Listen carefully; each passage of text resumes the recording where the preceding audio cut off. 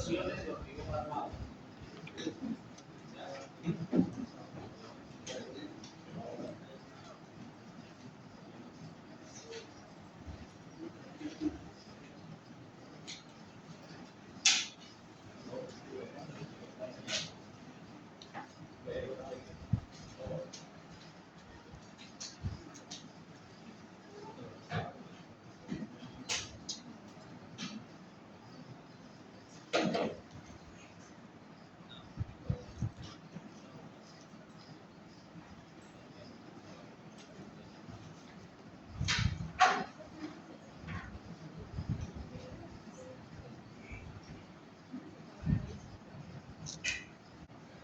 De hormigón armado, las fundaciones se dividen en dos, básicamente, en las fundaciones superficiales y las fundaciones profundas. Las fundaciones superficiales hacen referencia a las zapatas y todos los tipos de combinaciones que pueden haber en el tema de zapatas. Y por otro lado, el tema de las plateas de fundación, también los dos tipos de plateas que puedan haber, tipo radier y tipo losa, ¿no?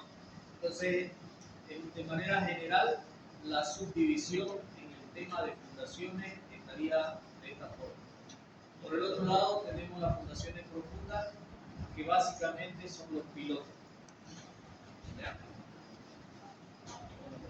Vamos a analizar en este texto que tenemos acá, los tipos de zapatas.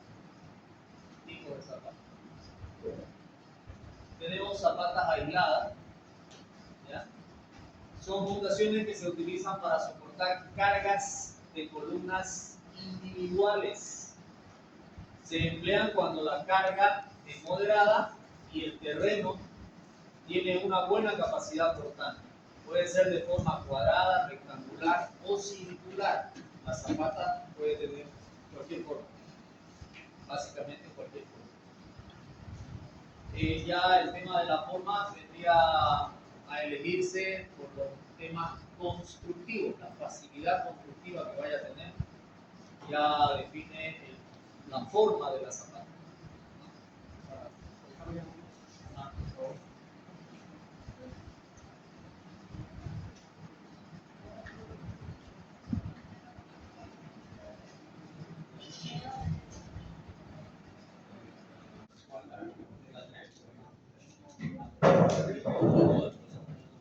prendido. Aisladas son las que van básicamente ubicadas debajo de un solo soporte y están solitas a un ladito. ¿Puede una edificación funcionar como puras zapatas aisladas? Sí, puede. ¿Ya? Va a depender, como dice acá, de la resistencia del suelo. Si la resistencia del suelo es buena, entonces el área de la zapata no va a ser tan grande. Porque no nos olvidemos de esa formulita que aprendimos de física 2, ¿no es cierto? La tensión, fuerza sobre área. Bueno, en física la llamamos así como presión, fuerza sobre área. En este caso nosotros partimos de esta y llegamos a que la tensión del suelo va a ser igual a la normal de la carga que baja por la columna dividida entre el área. ¿Ya?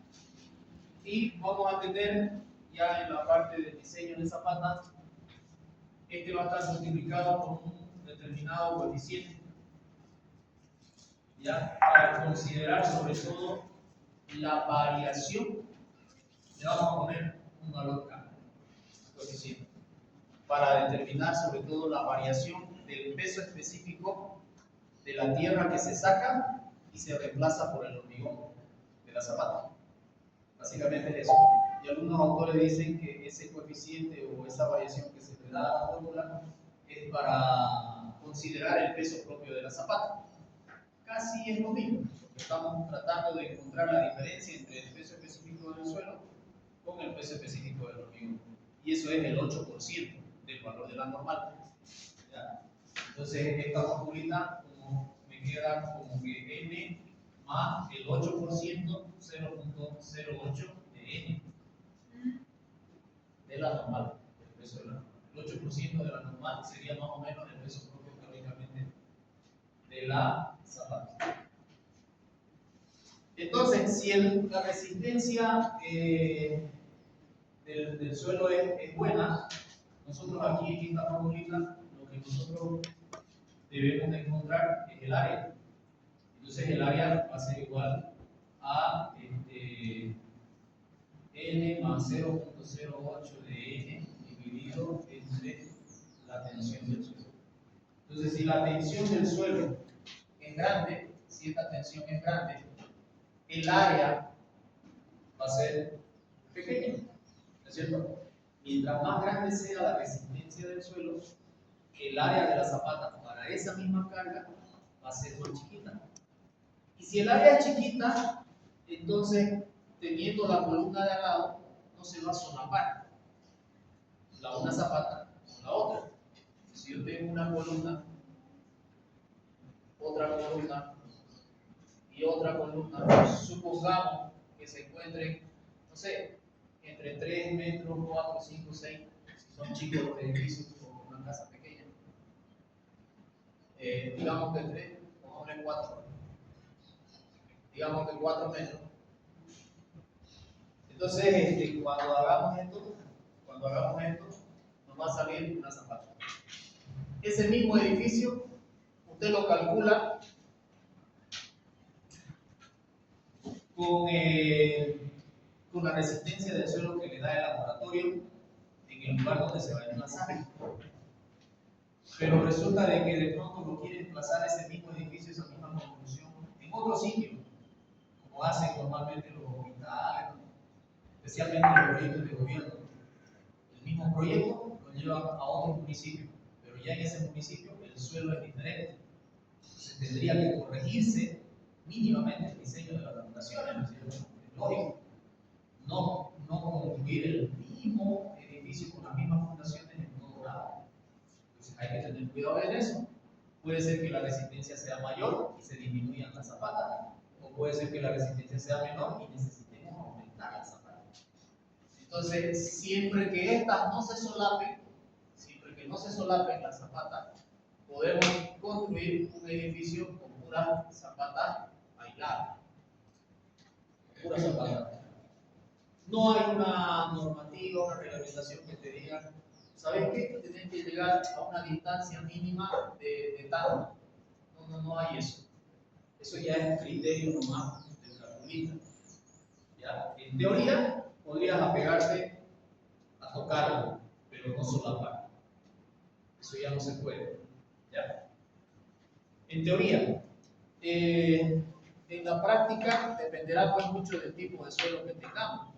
Es decir, por ejemplo, en Santa Cruz, si tú haces el diseño y acá en Santa Cruz te da las zapatas estas, el área de las zapatas de tal forma de que la distancia esta de acá te quede, no sé, 50 centímetros, habrá que ver si con el proceso de excavación vas a poder aguantar esos 50 centímetros, es decir, si no se te va a desplomar, porque esa excavación va a ser por lo menos 1,60 m, 2 metros de repente, ¿no?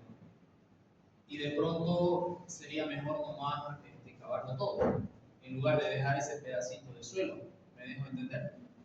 A veces es complicado dejar un pedacito de suelo porque los trabajadores tienen que tener el cuidado de hacer la excavación.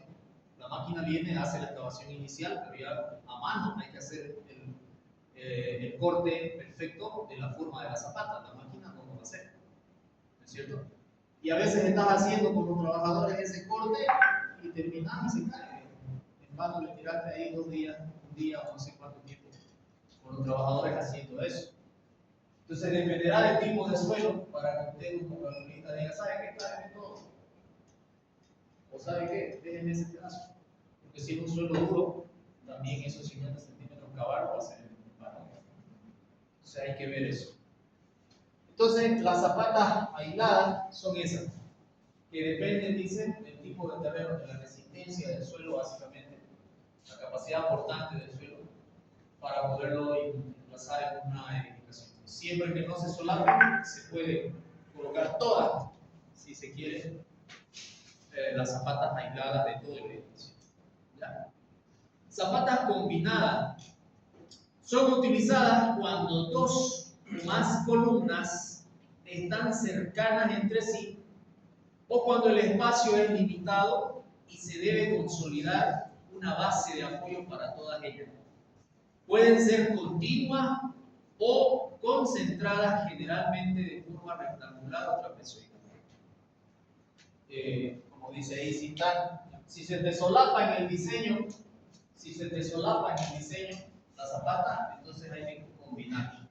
Puede ser que se te solapen solamente estas dos y entonces ya uno las combina directamente. Ya no las separa, las combina las dos. Si te queda la otra, si te puede quedar aislada, bueno, está bien, digamos, se la puede dejar. ¿Ya? Cuando uno hace el diseño de zapatas y va a ir en un mismo proyecto, utilizando zapatas aisladas, zapatas combinadas, con viga de equilibrio, o sea, diferentes tipos de soluciones, hay que tener cuidado con el asentamiento diferencial, ya que el asentamiento diferencial, en este caso, para este tipo de zapatas combinadas, va a ser diferente al asentamiento diferencial de este. ¿Ya? Entonces hay que evaluar esa situación cuando uno hace combinaciones de tipos de zapatos. ¿Ya? Entonces, si se te solapa, de una vez las unimos. Si la distancia es muy pequeña, no sé, de repente 5 centímetros, mejor es unirla directamente toda y va a trabajar mejor. ¿Ya? Esas son las combinadas. También se las utiliza cuando necesitas resolver un tema de medianería. Es decir, cuando tu columna está con el vecino al ras. Si tú tienes el límite de lotes ahí y necesitas emplazar una columna ahí, entonces una solución puede ser combinar, ya sea con 2 o 3 columnas, la fundación. Entonces una fundación combinada, ya sea con esas dos, te va a resolver el problema de la medianería. Te va a ayudar a soportar al vuelco a esta columna. ¿Ya? Entonces, es decir, esta columna no va a poder ser diseñada como una zapata aislada. No va a poder ser aislada. Tienen apoyo en todas las direcciones. Puede ser centrada o excéntrica, pero la excentricidad no tiene que ser muy grande. Entonces, en este caso, tú no puedes agarrar tu fundación y entrarte donde el vecino, ¿no es cierto? Entonces, en este caso, tienes que buscar una solución. Y una solución es combinar con otra para generar un momento estabilizador que evite el vuelco de esta columna. Esta es una solución. Otra sería viga de equilibrio. No sé si está más adelante. Aquí dice, son zapatas de medianería. Es la que acabamos de hablar. Son zapatas diseñadas para las columnas, ubicadas cerca de un límite de propiedad, adaptadas para evitar la intrusión en terrenos vecinos. ¿Okay? Y esas se resuelven con diferentes formas. Una de las formas es combinar. Y otra sería viga de equilibrio, un tensor, también podría ser. Voy a cerrar esto.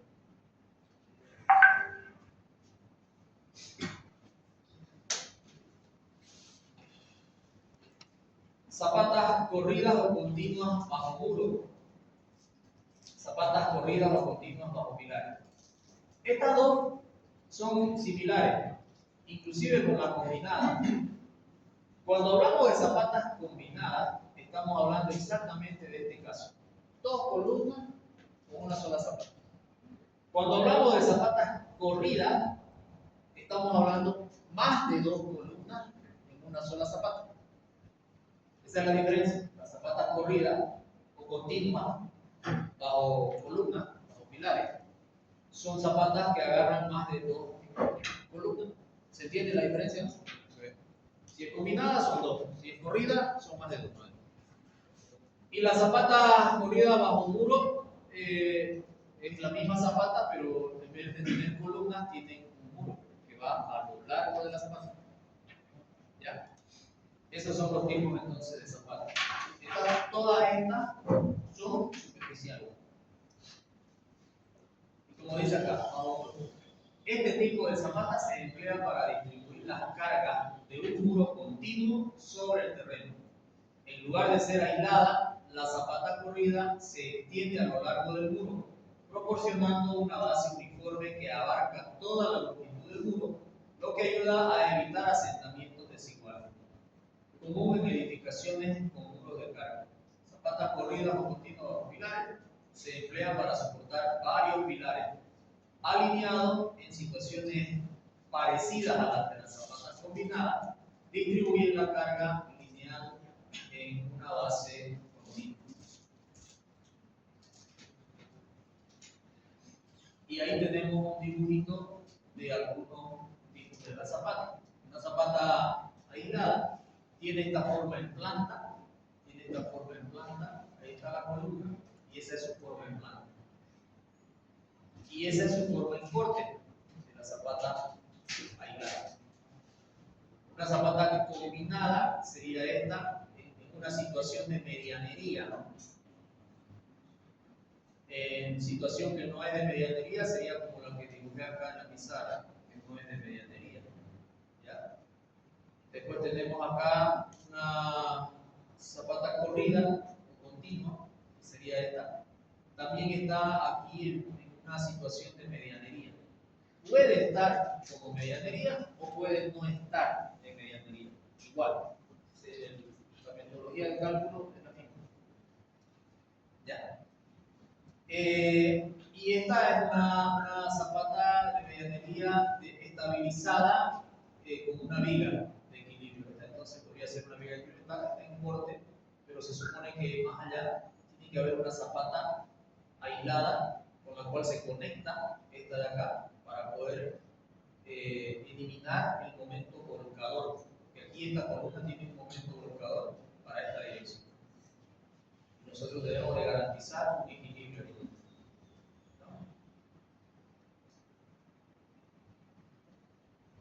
Zapata corrida o continua bajo muro sería esa, zapata continua bajo muro. Notaciones no técnicas.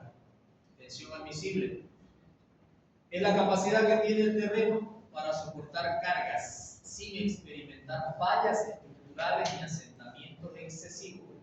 La tensión admisible del suelo se calcula considerando dos aspectos fundamentales: resistencia del suelo, relacionada con la tensión máxima que el terreno puede soportar antes de sufrir la falla, movimiento, y, inciso B, compatibilidad de asentamiento, referida a la capacidad del suelo para deformarse sin exceder los límites que la estructura puede tolerar. La condición más crítica entre estas dos define la tensión última. Finalmente, la tensión admisible se obtiene dividiendo la tensión última del suelo por un coeficiente de seguridad.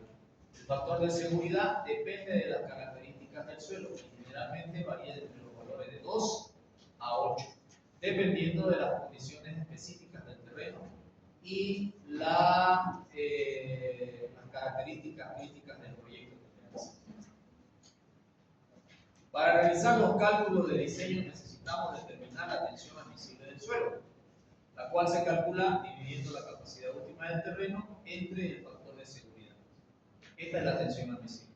De todas maneras, este valor ya, el estudio del suelo, el responsable de hacer el estudio del suelo, el laboratorista, te entrega la tensión admisible del suelo. Y te dicen además en el texto, cuando vos estás leyendo, te dicen qué factor de seguridad están agarrando para ese suelo y los motivos por los cuales están tomando ese valor. Ahora tú, como calculista, debes decidir si mantienes ese factor de seguridad que te propone el que hizo el estudio de suelo o lo cambias. ¿No es cierto? De repente tenés otros criterios y lo puedes cambiar, pero de cambiarlo tal vez sería para hacerlo más exigente tu diseño, supongo. Porque ya el laboratorista, al emitirte un documento oficial Y al tú no respetar esa recomendación, si se puede decir, del que hizo el estudio del suelo, ya estás trasladando la responsabilidad bajo tus espaldas como calculista. ¿Me debo entender? En cambio, si tú haces y respetas lo que te dice el estudio de suelo, la responsabilidad está en el que firmó el estudio de suelo. En caso de que el suelo fallara y fuese culpa, digamos, del mal estudio de suelo, por decirlo de alguna manera. ¿Se entiende? Pero tú como calculista también tienes que analizar, porque a veces los que hacen estudio de suelo y todos, digamos, muchas veces tienen un formato y lo que hacen es cambiar datos, ¿no?, sobre ese formato y mandar a los diferentes proyectos que les llegan. Pero a veces en esa cambiadera de datos se les va y lo dejan así con ese coeficiente de repente que no correspondía a ese tipo de suelo. Y puede haber un error. Entonces, cuando te entregan un estudio de suelo, es bueno tirarle una leída pensando bien para hacer encajar todo el informe que tenga una relación fuerte, que no haya partes del estudio que digan una cosa y vos sabés que el terreno es diferente.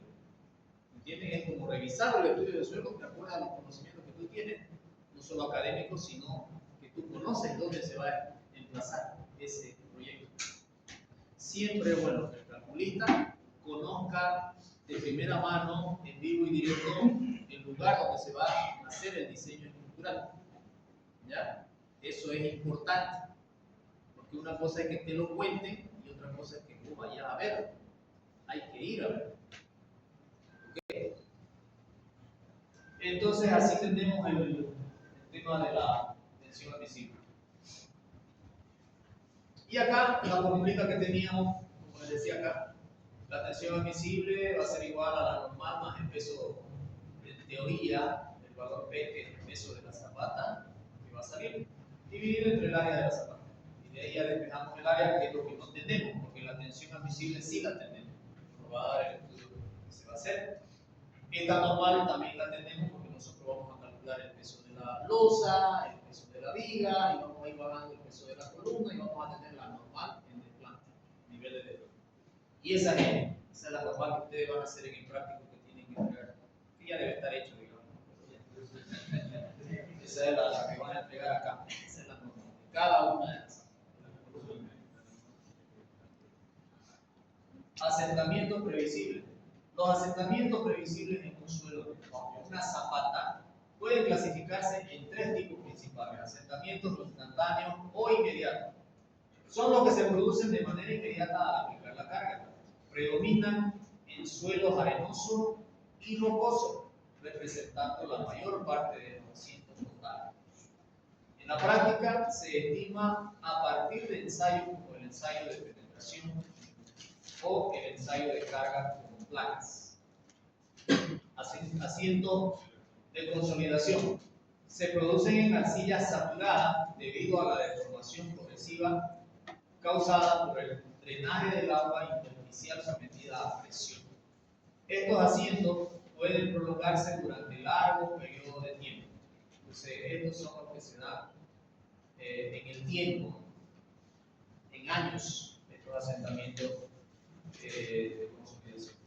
Asientos de fluencia lenta o consolidación secundaria aparecen después de los asientos de consolidación. Ocurren en algunos suelos debido a la fluencia viscosa en los contactos entre partículas del suelo. El asiento total previsible bajo una zapata depende de varios factores. Entre ellos tenemos la distribución de los estratos de suelo, la disposición y espesores de los estratos, determinada mediante sondeo, características geotécnicas del suelo, especialmente el índice de poro y el coeficiente de compresibilidad, determinado mediante ensayo, principalmente en arcillas. Forma y dimensiones de la zapata influyen en cómo se distribuyen las cargas en el terreno. Distribución de presiones bajo la zapata, en particular el valor de la presión máxima aplicada al suelo. Asentamiento admisible y distorsión angular. Los asientos admisibles, como los desplazamientos máximos, totales y diferenciales, que una estructura, incluyendo elementos como forjados y tabiques, puede soportar sin presentar lesiones graves que afecten su funcionalidad o estética. Estas lesiones pueden manifestarse como fisuración en elementos constructivos, descenso o inclinaciones inaceptables. La distorsión angular se define como el cociente entre el asiento diferencial de dos pilares continuos y la distancia entre sus ejes.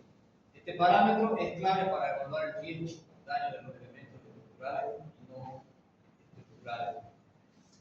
Aquí hay una tablita de los valores típicos de distorsión angular y sus efectos. Distorsión angular mayor a 1/500, entre 1/500 y 1/350. Pueden aparecer una ligera oscilación. En este rango, las fisuras no son visibles. En este rango se temen lesiones en estructuras de hormigón armado y en este rango pueden aparecer lesiones en estructuras metálicas. Ahí tenemos otra tablita de los valores admisibles de la distorsión angular según esta normativa de acá. Comprobación al vuelco. Esta comprobación se la hace en la zapata para verificar el vuelco de la misma. Este símbolo suma de los momentos resistentes. Este es el momento estabilizador. La sumatoria de los momentos resistentes debe ser mayor o igual al coeficiente multiplicado por la sumatoria de los momentos colocadores. Este Fs es el coeficiente de seguridad que suele tomarse entre 1.5 y 2 para esta comprobación. Normalmente tomamos directamente 2.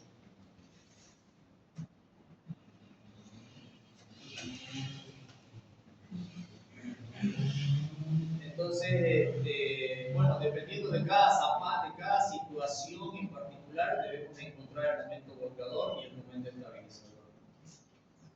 Ambas situaciones. Hay que calcular la distribución a la carga que tiene. La comprobación al deslizamiento ocurre cuando las fuerzas horizontales superan la resistencia del deslizamiento proporcionada por la fricción entre la base de la fundación y el suelo.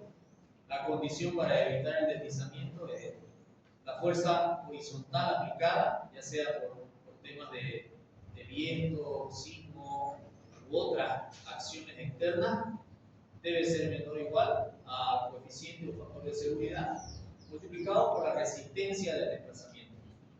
Esta resistencia del desplazamiento se calcula como el producto de la fuerza normal, carga vertical efectiva, y el coeficiente de fricción entre la base y el suelo. También es de física todo eso, ¿no? La fuerza, la resistencia del deslizamiento, ¿se acuerdan? Decíamos en el física 2, la fuerza de rozamiento va a ser igual a la constante de rozamiento multiplicado por la normal, decíamos, ¿se acuerdan? ¿Y qué era esta normal? Era el vector perpendicular al plano en el cual se está analizando el problema. Cuando teníamos un problema en rampa, nosotros calculábamos esa fuerza de rozamiento y nuestra normal era la reacción perpendicular al plano de apoyo, ¿no? Que salía de tener el peso del cuerpo y otras acciones externas que podrían haber ahí. Sacábamos una resultante o una reacción perpendicular al plano de apoyo y esa era la normal.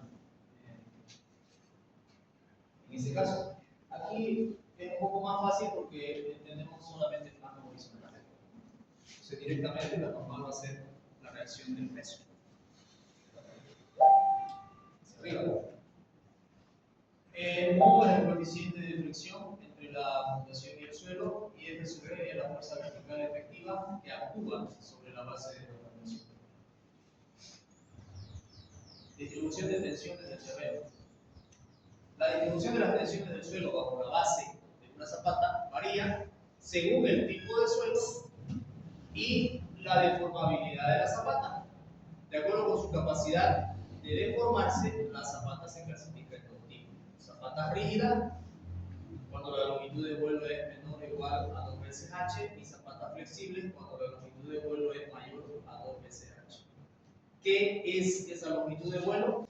Es la distancia que hay desde el borde de la columna hasta el borde final de la zapata. Esa es la longitud de vuelo.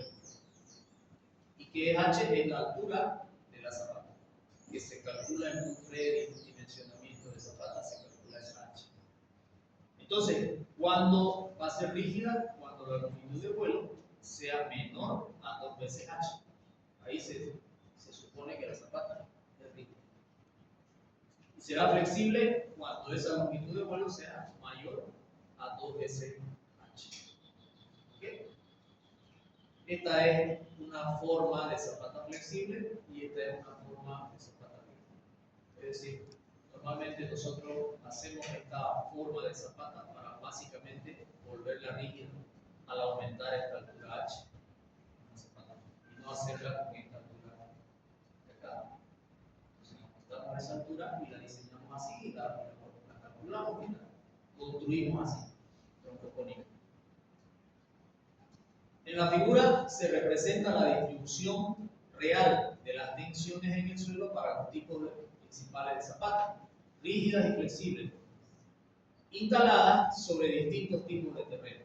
Cuando tenemos un suelo cohesivo, arcilloso en otras palabras, en zapatas rígidas las tensiones se concentran de manera no uniforme debido a la mayor rigidez de la zapata. En zapatas flexibles la distribución de tensiones tiende a ser más uniforme, ya que la zapata se adapta mejor a las deformaciones del suelo. Y aquí tenemos más o menos la gráfica de las diferentes tensiones que se dan en función al tipo de zapata, por ejemplo, esta es zapata rígida y en qué tipo de suelo está sentada. Si tenemos una zapata rígida en un suelo cohesivo, las tensiones son más o menos de esta forma. Si nuestra zapata es rígida y estamos en un suelo sin cohesión, la tensión es así aproximadamente. Si tenemos una zapata flexible en un suelo cohesivo, sus tensiones son así, similares, más o menos similares a las que tendríamos en este caso, pero no tan pronunciadas en este caso. Y si fuera flexible en un suelo sin cohesión, aquí está el mayor problema de la zapata flexible, que nuestras tensiones se nos disparan en el centro. Entonces, se hace muy grande la tensión acá y nos exige, nos demanda mucha zapata para soportar esa carga.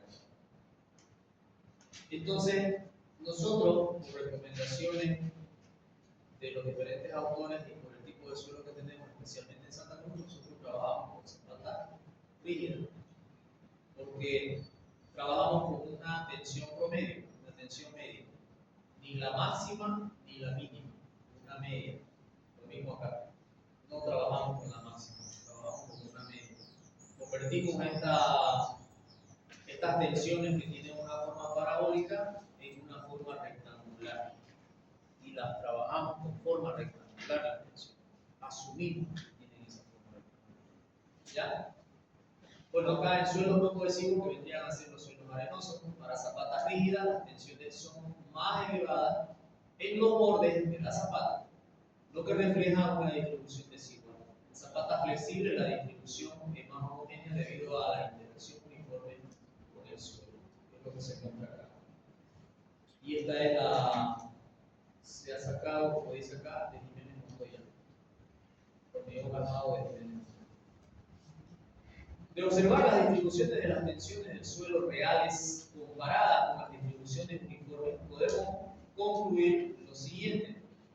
Cuando la zapata es rígida, cualquiera que sea el tipo de suelo, se puede admitir como simplificación el efecto de cálculo de una distribución uniforme. Para el caso de la zapata flexible, cuando el suelo es cohesivo, o sea, arcilloso, se acepta a efectos de cálculo una distribución uniforme. Pero cuando el suelo es no cohesivo, es decir, en este caso, cohesión venoso, la distribución de cálculo que más se aproxima a la distribución real sería una distribución triangular de tensiones, una distribución así. A eso se refiere. La cual resulta antieconómico, dado que a igualdad de carga, el área necesaria de la zapata resultaría mucho mayor en comparación con la uniforme.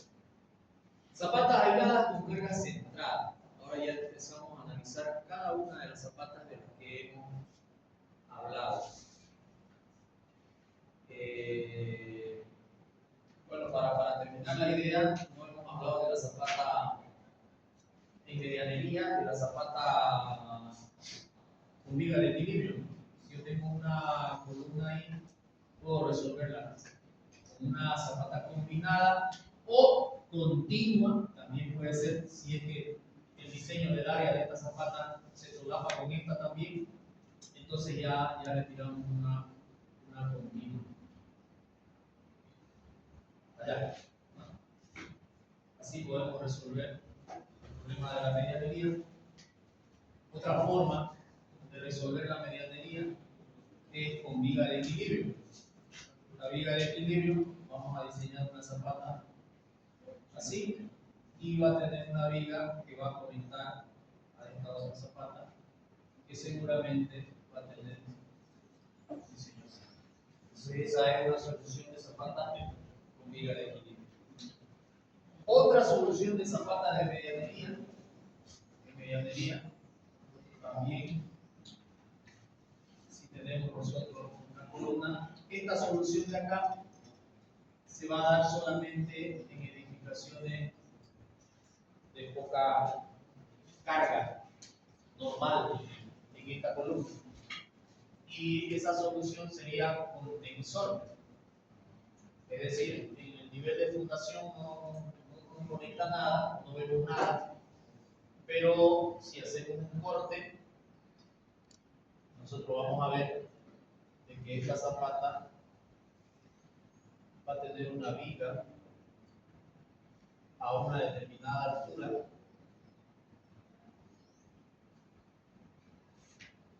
que va a estar conectada con esa otra columna.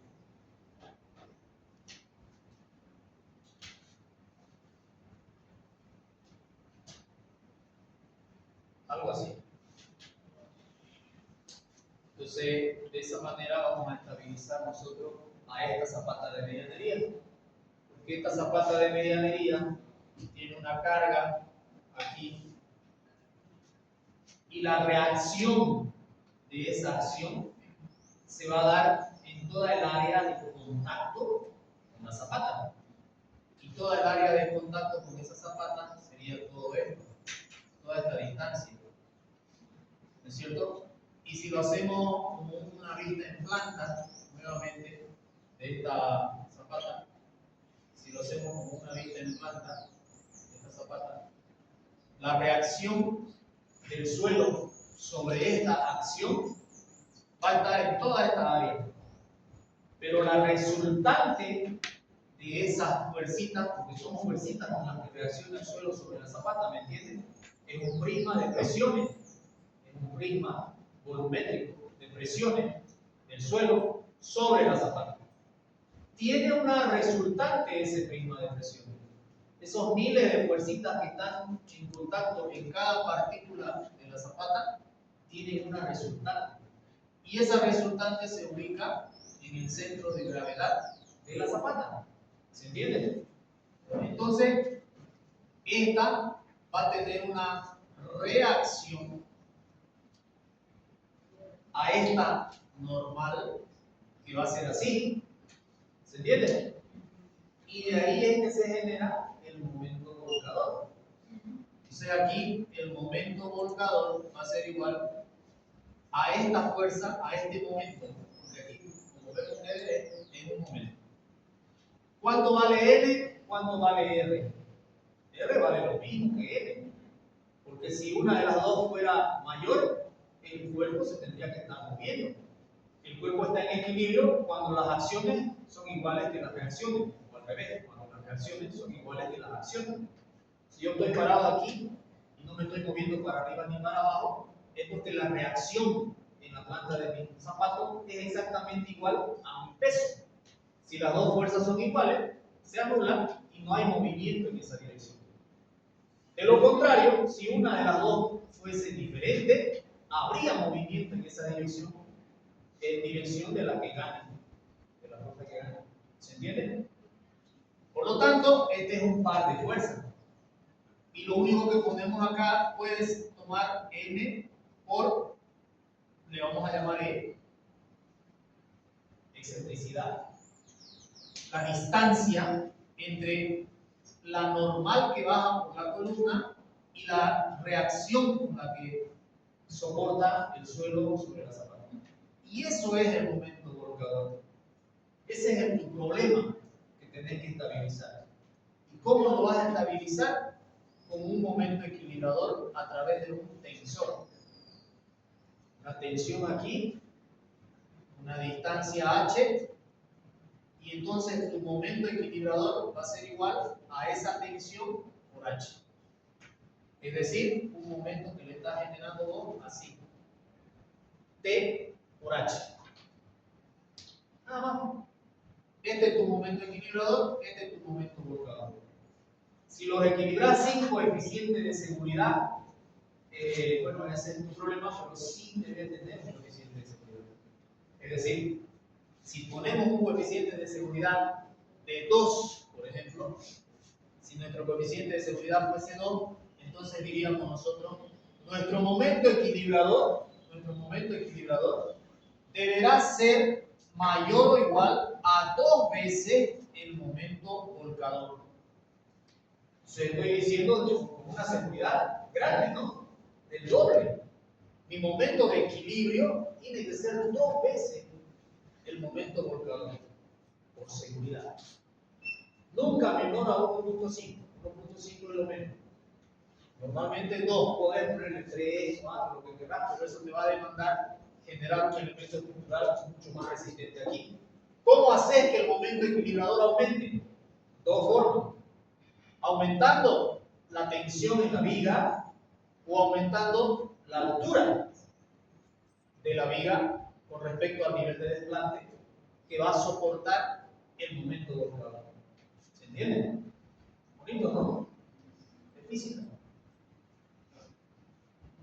¿O no se entiende? ¿Para qué distancia puede trabajar el caso de la viga y el otro de medio continuo?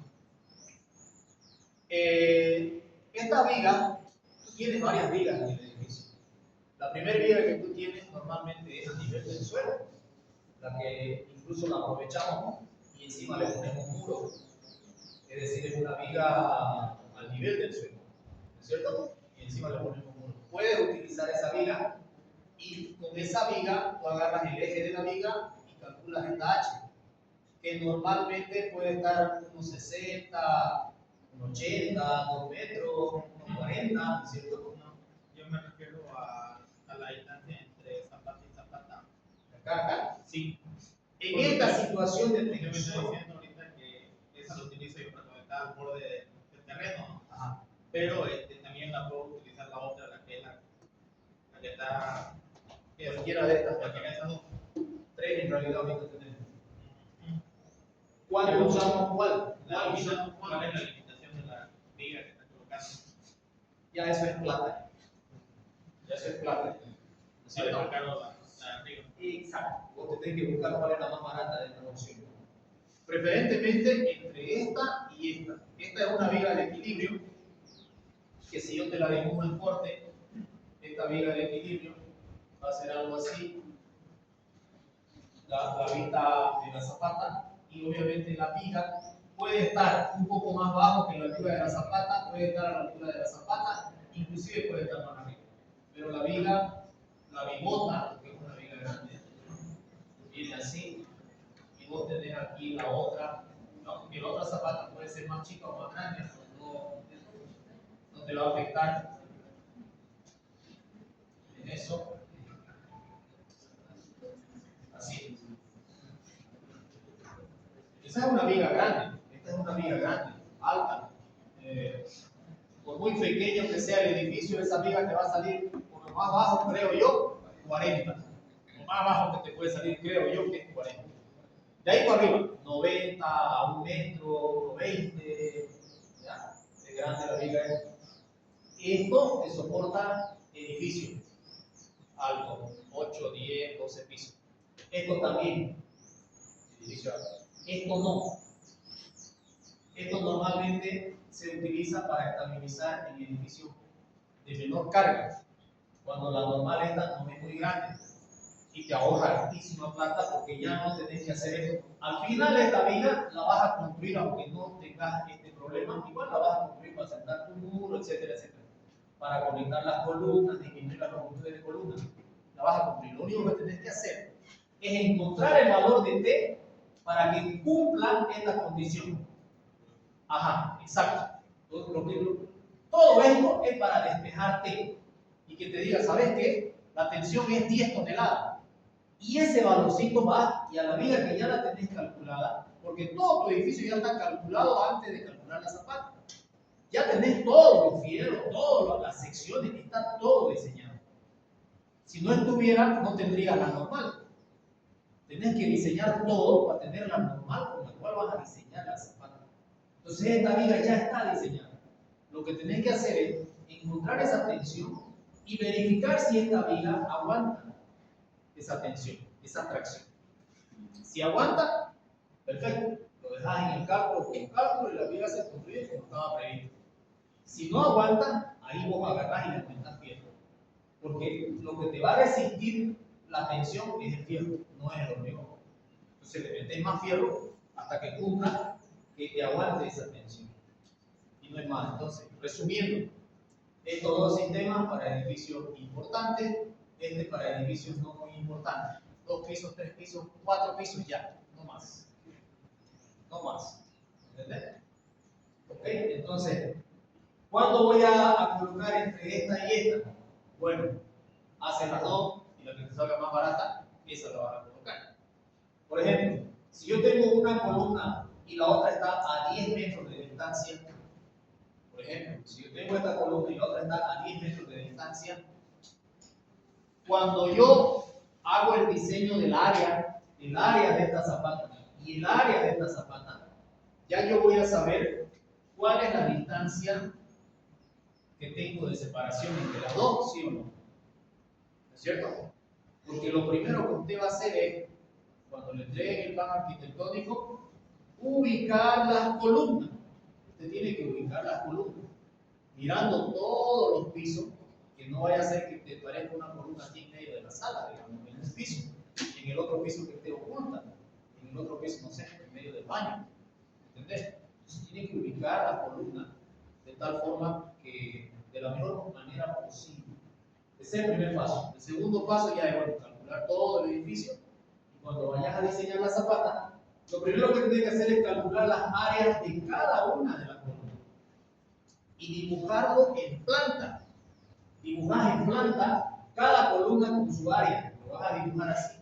Digamos, vos dibujas esta columna, tienes esa área que te solicita el cálculo, dibujas la otra columna y dibujas su área. A lo mejor su área es más grandota, pero lo dibujas para que te llame a la vista de que se está solapando y tenés que hacer algo, porque no la vas a cumplir así. Y dibujar la otra que de pronto se solapa un poco también, no sé, pero la dibujamos para verla y después de verla decir, así lo voy a calcular. Lo voy a unir esta con esta, porque cuando tú determinas el área esta, no necesariamente vas a hacer una columna perfectamente cuadrada como área.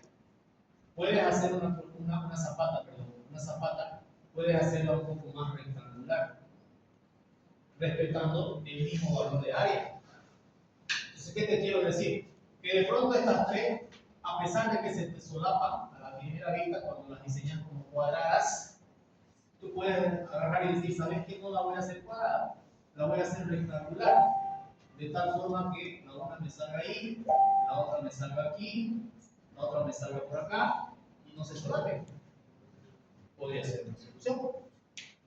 Y las tenés como zapatas aisladas, fácil de construir, baratas de construir y que te soporta el edificio entero. ¿Se entiende? O sea, la primera opción más económica, zapatas aisladas.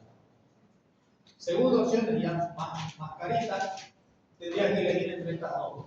Si se te solapan definitivamente haciéndole algún artificio y no podés esquivarlo, si se te solapan, tiene que ser esta combinada. Pero si no se te solapan, como en este caso que puedes tener, no sé, 10, 15 metros de distancia entre ellas, y tener aquí una distancia grande, tiene que ser viga de equilibrio, porque no vas a llenar el hormigón en esa distancia grande. Porque esta zapata combinada es puro hormigón de todo el tramo. Esta otra no es hormigón, fíjate solamente la vista que va con hormigón y lo demás está vacío sin hormigón. O sea, esta es más barata que esta. Ya, pero si están muy juntas y se te solapan las zapatas, no tenés opción a poner vigas. Entonces, unirlas y ya. ¿Se entiende? Pregunta. La combinada en corte, ¿cómo sería igual? Esta combinada en corte. A ver, se ve, digamos, como si fuera una sola zapata.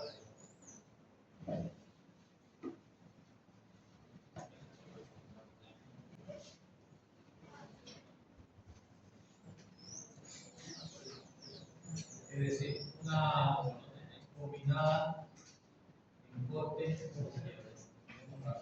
una acá y no, va a ser así. Va a ser básicamente así. Depende del corte donde lo vamos a hacer, ¿no? Lo vamos a hacer tal vez un poquito más abajo. Si cortamos aquí y miramos así, vamos a ver una línea así. Así. Aquí, aquí, aquí. Así la vamos a ver en corte en el eje. Si cortamos un poquito más aquí, digamos, ya va a ir bajando. Ya va a ir bajando. No va a estar hasta arriba, digamos. La combinada. Entonces la combinada es de la columna, baja así y se va en esa misma forma hasta donde tenga aquí. Ya, esa es la combinada. Por eso lleva algo conmigo. Lleva algo conmigo. Ahora estamos cortos y le metemos piedra manzana. No. No vas a hacer eso. Eso no se hace.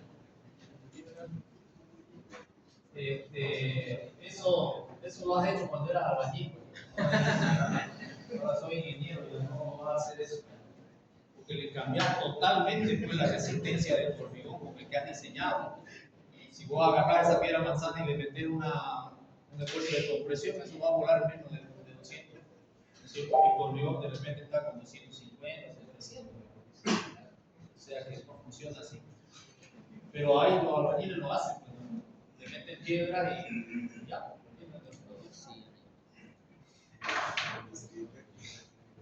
¿Ok? ¿Qué más?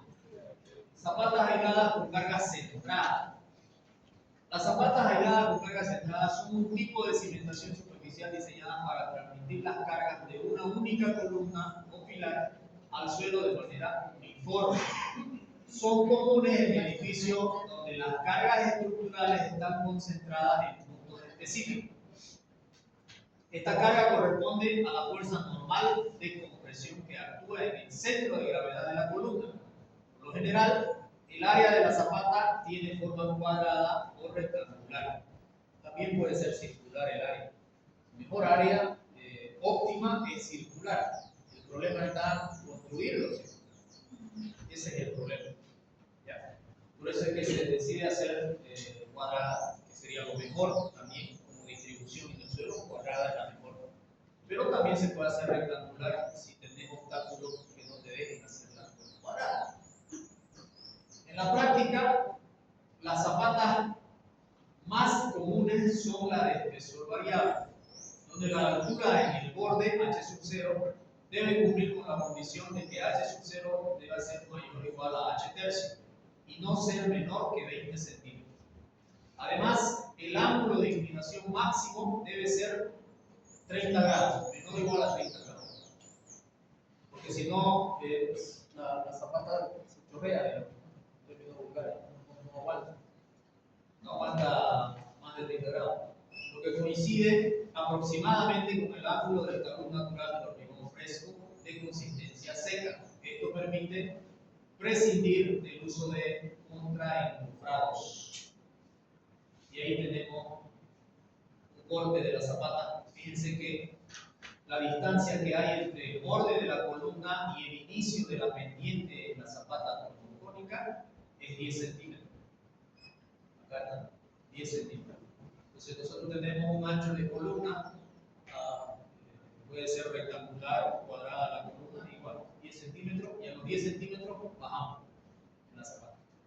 Y este H sub 0 debe ser mínimo 20 centímetros, dice la recomendación, o no menor a H tercio, dice la recomendación. Acá está, 20 centímetros o mayor a H tercio, no menor que H tercio. ¿Ok? Y esta sería la vista en plano. Lo más práctico en diseño de fundaciones es utilizar una zapata rígida, ya que permite considerar tensiones uniformes en la base. Esto simplifica el análisis al minimizar los efectos del tipo de suelo y su variabilidad. Una vez determinadas las dimensiones en planta de la zapata, se procede a calcular los esfuerzos anuales. En este cálculo se asume una tensión que no incluye el peso propio de la zapata. Esto se debe a que el peso propio de la zapata interactúa con la capacidad portante del terreno, formando parte de un sistema en equilibrio nulo. Sin embargo, ponemos en la formulita para considerar la variación del peso específico entre zapata y suelo, el 8% del peso de la zapata.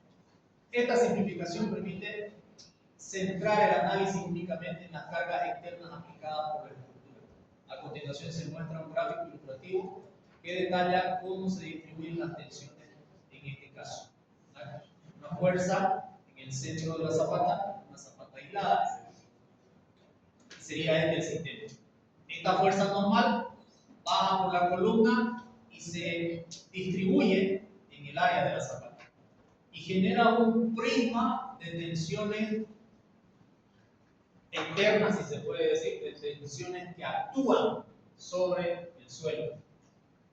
Un prisma, esto es un prisma realmente. Es decir, son fuerzas en toda el área de la zapata. Y el suelo, por su parte, reacciona también exactamente con el mismo valor hacia arriba. Entonces reacciona con el mismo valor hacia arriba. Y esa sería la tensión admisible. Esa sería la tensión admisible del suelo. ¿Ok?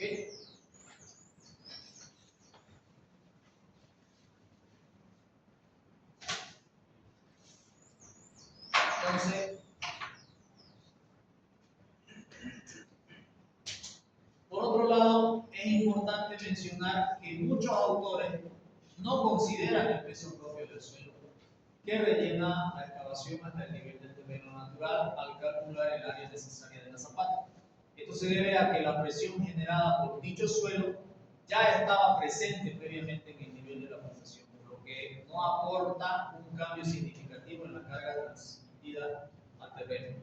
En este contexto, el factor denominado 8% de la normal representa en realidad la diferencia entre el peso específico del hormigón y el peso específico del suelo que se estaba retirando. Esta aproximación permite simplificar los cálculos y enfocarse en los efectos adicionales generados por las cargas estructurales. El 8% representa la diferencia nuevamente entre el peso específico del suelo y del hormigón. Sin embargo, en este curso no consideramos dicho peso al calcular las cargas sobre las zapatas, simplificando así el análisis y concentrándonos únicamente en las cargas provenientes de la estructura. Un esquema: cargas actuantes en la zapata, el nivel natural del suelo, la normal y tenemos la zapata. Entonces, todo este volumen que hemos sacado del suelo suelo donde se hizo la excavación, porque se excavó todo esto, ¿no? Obviamente este de aquí también salió, pero va a volver. Y en teoría, no es llenarlo y darse la vuelta e irse, tiene que volver compactado. Es decir, usted tiene que rellenar esto y tirarle una compactadita. No le va a meter pues, una oruga a compactar, no, simplemente una compactada cada 20 centímetros de relleno, una compactada que sea manual, pero ya lo tenés que dejar compactado, tratando de dejarlo como lo pillaste cuando empezaste a cavar. ¿Ya? Si tenés varios días demasiado, ya pasaron los 28 días, le puedes meter como un saltarín si tu zapata es grande. Pero pasado los 28 días no va a partir la zapata. Y si al otro día le metes compactada, ya estamos mal. ¿Sí o no? Hay que esperar que la zapata alcance su resistencia para meterle compactada. ¿Se entiende, no? Eso es. Dimensiones en planta. El comportamiento resistente de las zapatas aisladas es muy complejo. Sin embargo, los métodos admitidos por la norma están por demás garantizados, ya que están basados en experiencias prácticas. Las dimensiones en planta A y B se calculan en función de la tensión admisible del suelo. Es decir, la misma formulita que la venimos utilizando desde física 2. ¿No es cierto? Lo mismo que hemos hecho. Si la zapata es cuadrada, cuando A es igual que B, entonces aquí sería A al cuadrado, y ese cuadrado pasa como una raíz. 1.08 de la normal sobre la tensión admisible. Si la zapata es rectangular, tendríamos un valor de B igual a 1.0 sobre la tensión admisible por A. Entonces, ¿qué hacemos si no va a ser cuadrada? Usted se adopta uno de los dos valores, el valor de A o el valor de B. Es decir, si no la va a hacer cuadrada, es por algo que no la está haciendo cuadrada. ¿Por qué no la estoy haciendo cuadrada? Porque quiero separarme aquí. Entonces tú ya sabes por qué te querés separar, ya sabes cuánto te querés separar, y finalmente tú decides y dices, yo quiero que este valor sea 1.3 metros. Se acabó. Le pones ese dato aquí, 1.3 metros, y despejas el otro, y te va a salir el otro valor. ¿Se entiende? Entonces tú te das de dato un valor, uno de los lados del rectángulo que va a formar tu zapato. Si no va a ser cuadrada. Si va a ser cuadrada, le tratás así nomás por raíz, todo es dato, y te va a salir el valor de A. Y ese valor, en cualquiera de las dos situaciones, se redondea al inmediato superior. ¿No? Por decir, tú aquí le pones 1.3 y acá te salió de repente 3.98. Entonces ya tú agarras y redondeas a 4. ¿No es cierto? No le vamos a poner a la albañil eso 3.98. Ni idea. Se redondeamos. Podemos redondear cada 5 centímetros. Ya, puede ser un valor cada 5 centímetros, va a ser mucho más fácil para él. Si lo redondeas cada 10, mucho más fácil todavía, ya no le va a pelar. Va a ser más práctico. Pero siempre al superior, para cumplir con la normativa, con las ecuaciones, las fórmulas y eso, no al inferior. Métodos de cálculo de las armaduras: zapatas rígidas, tipo biela, zapatas flexibles, método de flexión, determinación de las armaduras por flexión. Entonces aquí nosotros, las armaduras de tracción en zapatas rígidas deberían determinarse utilizando el método de la biela. Mientras que para zapatas flexibles, aquí el diseñito no era así, era recto. Mientras que para zapatas flexibles se recomienda el método de flexión. Sin embargo, dado que la diferencia de los resultados de ambos métodos es pequeña, se adopta el método de flexión para el diseño de ambos tipos de zapatas, simplificando así el proceso.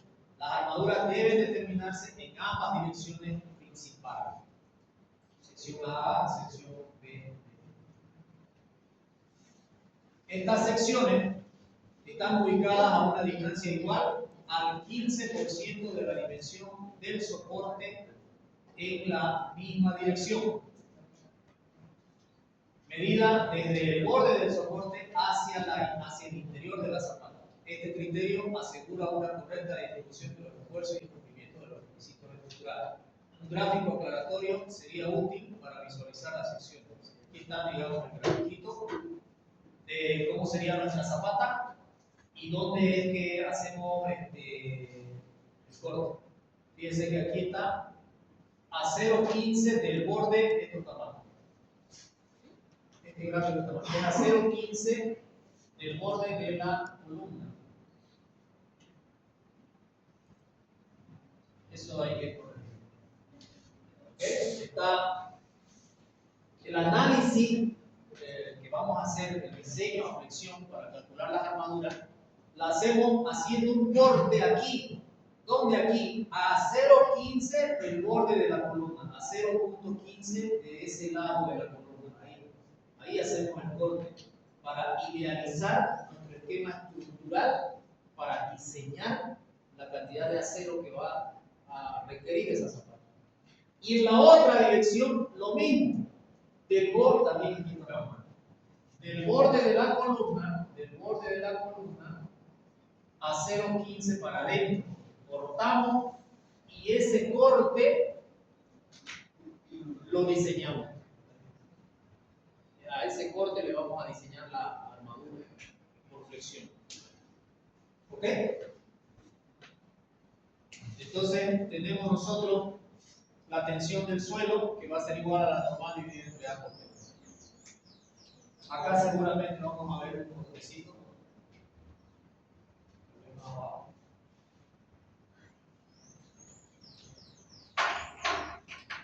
Acá este 0,10 es el 0,10 para empezar la pendiente. Y ahí podemos calcular el momento con el que vamos a diseñar la armadura y el diseño. Yo quiero ver un corte, un diseñito de corte de la zapata vecino. Ahí más abajo vamos a hacer. Tal vez haya un dibujito más abajo de ese voladizo que se utiliza para diseñar, para calcular el momento. Aquí, por ejemplo, hay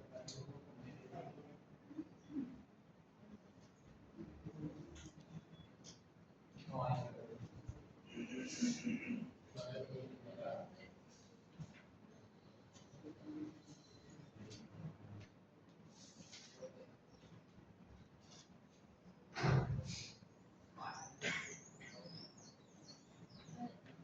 No, igual.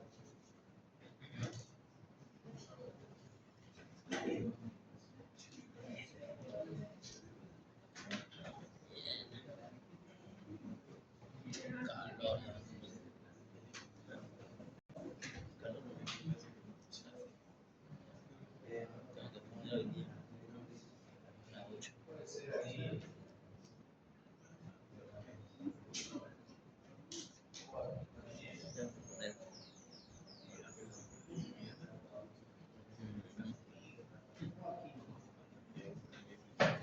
Entonces, aquí, ¿qué hacemos?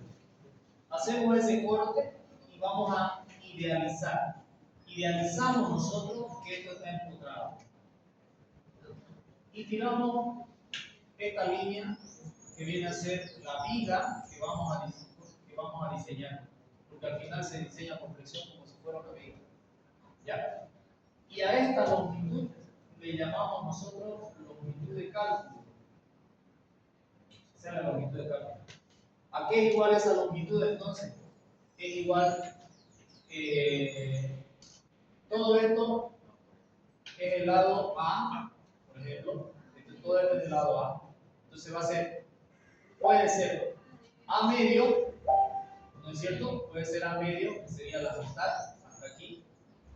¿Ya? O puede ser A menos A sub 0 dividido entre 2 más 0,15 de A sub 0. Eso sería A menos A sub 0 dividido entre 2 más 0,15 de A sub 0. Esa es la longitud de cálculo, no sé si me siguieron. Si yo le resto al valor de A, le resto el A sub 0 y lo divido entre 2, estoy hablando de esta longitud. ¿Se dan cuenta? Si yo al valor de A le resto el A sub 0 y lo divido entre 2, estoy hablando de esta longitud. A esa longitud le aumento el 0,15 de A sub 0 y ya estoy llegando a lo que me dice la recomendación de la norma, que debo de tomar el punto ahí para garantizar el empotramiento perfecto del diseño que estoy desarrollando.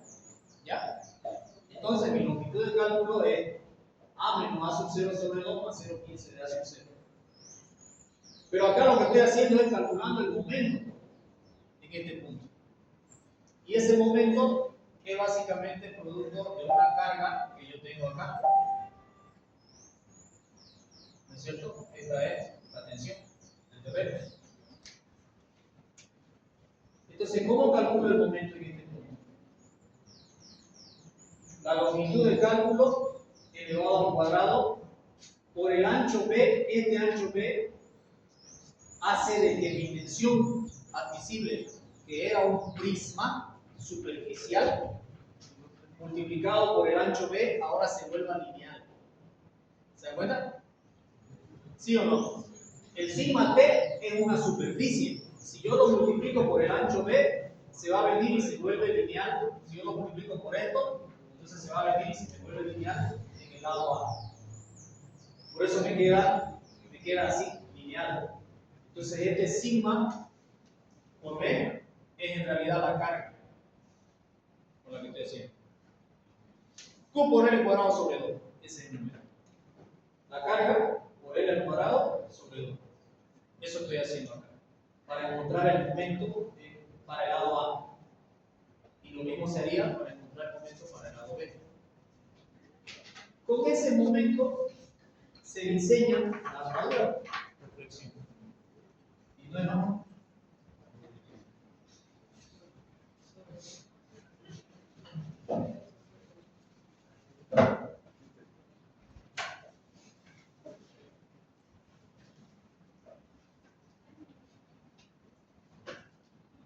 Acá lo mismo estamos repitiendo básicamente.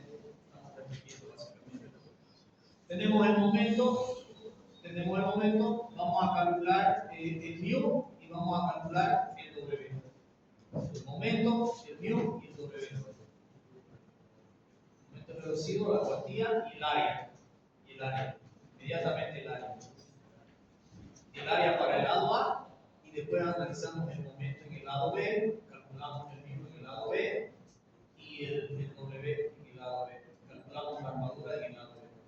Aquí este W era sobre. Entonces aquí está el área en el lado B. En el caso de zapatas rectangulares, la distribución de las armaduras sigue los siguientes criterios. Armaduras paralelas al lado mayor se distribuyen de forma uniforme a lo largo de todo el lado B de la zapata. Las que son paralelas al lado mayor, es decir, las armaduras más largas, en otras palabras. Pero las armaduras paralelas al lado menor, es decir, las armaduras más cortas, ¿no es cierto? Que tenemos nosotros, zapatas, está hablando de zapatas rectangulares. Entonces hay un lado mayor y un lado menor. Las armaduras paralelas al lado mayor serían estas. Esas, dice, se distribuyen de forma uniforme a lo largo de todo el ancho B, suponiendo que este es B. Entonces todas son uniformes, es decir, todas son phi de 10 cada 20, no sé. En cambio, las armaduras paralelas al lado menor, estas se concentran en la banda central de ancho A sub 1. Es decir que, si esto es A, yo voy a buscar una banda central donde esto sea A, le llamo A sub 1. Y en esa banda central vamos a colocar lo que se requiere realmente, por decirle, no sé, phi de 12 cada 20, porque sabemos nosotros que las armaduras cortas son las que tienen que ser más robustas, ¿sabes? Son las que primero trabajan, son las principales. Y luego dice, no debe ser menor que A sub 0 más 2 veces H, siendo A sub 0 la dimensión del soporte y H el espesor de la zapata. Este criterio asegura una adecuada resistencia y rigidez en ambas direcciones, considerando las diferentes soluciones que actúan en la zapata. Y para lo demás, ya se puede utilizar, después de este ancho, lo demás, tú ya puedes utilizar este otro valor, phi de 10 cada 20. ¿Se dan cuenta? Entonces, cuando vos haces el diseño de esta armadura principal, te va a salir un valor de armadura. Si tu zapata es rectangular así, entonces tú distribuyes ese valor de armadura principal en el tercio central. Fuera del tercio central, adoptas la armadura que te salió en la otra dirección. Se supone que ya en esta parte la zapata no necesita demasiado refuerzo de acero. Ese es el objetivo.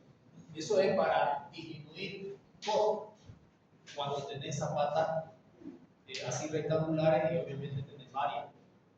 Peor ahorita que el acero está por encima de $2.000 la tonelada. Y el cemento está en 80, ¿no? 70 y algo. Está una locura. Yo por suerte compré, todavía tengo. Todavía tengo, pero no sé hasta cuándo. Ojalá baje pronto. Ok, ahí no había dicho bien. Ahí está. Esa es la armadura principal que sale del cálculo y ya la otra se distribuye conforme sale la otra. Comprobación al funcionamiento y al corte. Ya yo creo que íbamos. ¿Están cansados? Sí. Ok, ahí vamos a quedar con ella.